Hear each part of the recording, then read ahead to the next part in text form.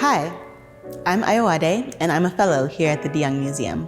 Art can be a powerful tool for people and communities to tell their stories and process shared experiences. These Oakland murals captured a community's response to police violence towards Black Americans and the resurgence of the Black Lives Matter movement in the summer of 2020.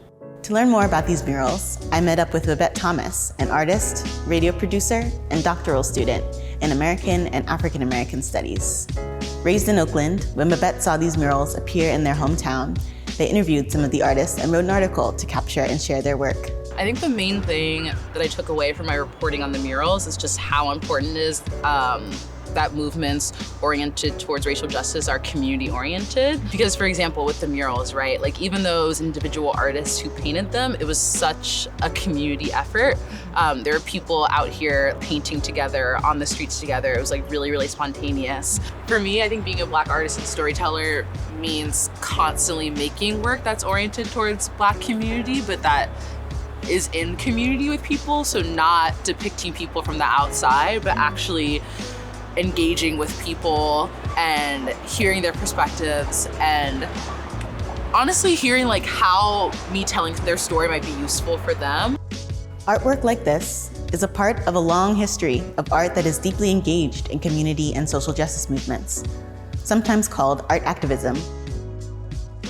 Public space has long been an important place to showcase art in moments of resistance. Art activist Richard Mayhew was a member of the Spiral Arts Collective, a New York-based group of African American artists that thought deeply about identity and community for Black artists. The group formed in the 1960s to make art that supported the civil rights movement. Mayhew's painting, Rhapsody, continues this approach to art as activism, using vibrant landscapes to express his dual identities as an African American and a Native American. Painting these improvisational landscapes from his own mind, mindscapes as he calls them, is a way of reclaiming land and relations to it that have been lost in his lineage. Mayhew titled the piece Rhapsody to connect it to music. Painting in his studio in Santa Cruz, he often draws inspiration from listening to many types of music, from classical to improvisational jazz. What are your responses to this work? What's most striking to me about Rhapsody is reading Richard Mayhew's description that he's really trying to create a landscape inspired by improvisational jazz. I really love that because I feel like it kind of disrupts this history of landscape painting as something that's very like colonial and very pastoral and very much based in kind of these ideas of westward expansion.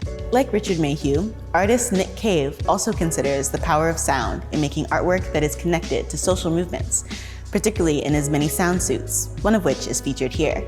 The first sound suit Nick Cave created was in response to the assault of Rodney King by police and the uprisings that followed in Los Angeles in 1992. These events are connected to ongoing calls for justice and highlight art as a mode of community healing and processing.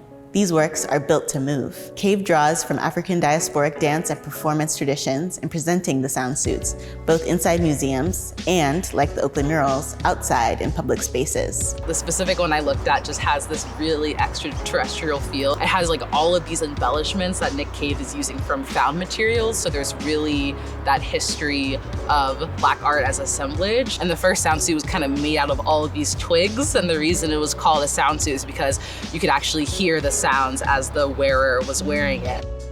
The sound suit, Rhapsody, and the Oakland murals can be understood as forms of protest, but are also connected to community and history. These works, along with those of many other Black artists, are modes of processing the present and urging us to imagine and bring forth liberated futures. When you imagine liberation, what do you see?